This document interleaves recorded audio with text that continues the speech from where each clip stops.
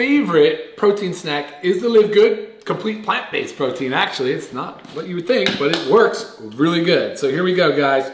One simple scoop, Livegood complete plant-based vanilla protein, which is amazing. I like to get a scoop of collagen in because there's really no such thing as too much collagen, especially as we're aging and losing it.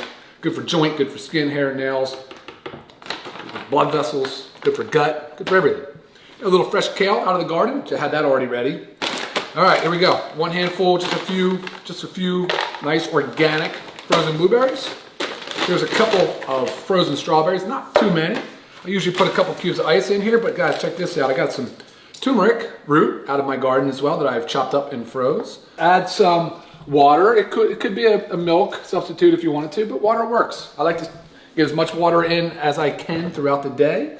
And let's blend it up.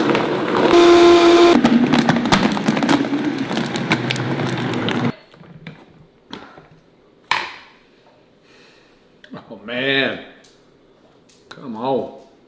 The Livegood plant-based protein is the best protein because we use a fermented pea protein, so it makes it more digestible. So none of that like discomfort, gut, bloating.